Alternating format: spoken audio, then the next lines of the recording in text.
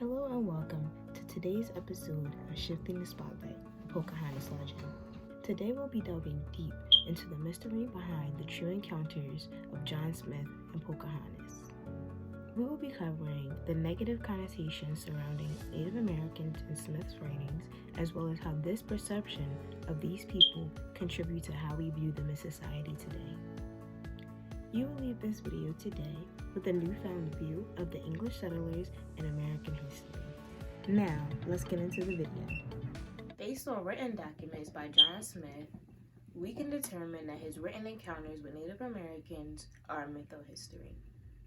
Rebecca Ferry writes that a mytho-history is a combination of myth and true history. That is what we see in the Disney movie Pocahontas. This movie is modeled after John Smith's writings, a general history of Virginia, New England, and the Summer Isles, as well as a description of New England. The Disney movie Pocahontas sheds light on the mytho-history surrounding the Pocahontas legend. The Pocahontas legend is a story of hypersexualization and negative depictions of Native Americans. In Smith's written encounters with Native Americans, he seems perplexed and astounded by the Native Americans' sophistication. He writes that the Native Americans being savages, and he even marvels at their level of sophistication. This is an implication that he believes that this group of people is of lower status than him, and he doesn't understand how they could be as sophisticated as him and his fellow English men. This is not how the story of John Smith and Pocahontas was portrayed in the Disney movie. Rebecca Ferry writes that the reasoning behind this is for the American identity.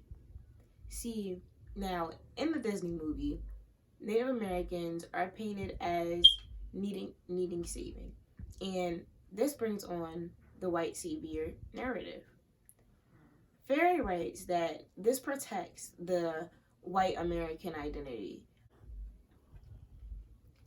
Ferry also writes that the story of how our nation was founded is deeply ingrained into American society. And due to this, the narrative of English settlers and now white Americans is spun to be the good majority. By taking away this cane, this step stool of greatness, we are pulling away the legs of American identity, and that will cause American society to falter. The white savior narrative is only one of the contributing factors of the distorted image of Native Americans in American society. Another way the Native American image is distorted in American society is through the eroticism of their women. In John Smith's written encounters with Native Americans, he writes about how Pocahontas saved his life. This encounter is written in a dreamlike state, as if he's writing about a fairy tale love. This contributes to the way that the story is written in the Pocahontas film. In the movie Pocahontas, John Smith and Pocahontas go through the love at first sight phase of love. And of course, that is a great audience booster, but it's not the truth.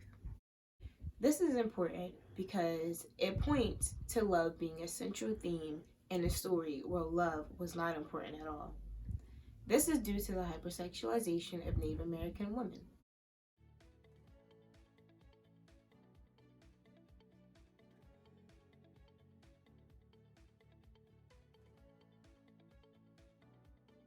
Native American women were seen as commodities, and we can see that in Smith's writings as he writes about the Powhatan chief having many women by his side as adornments, as if they were accessories, and he was okay with that.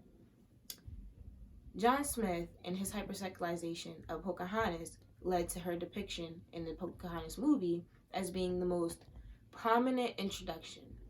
She enters the film with butterflies flowing around her flowing hair and accentuating her features body-wise and face-wise.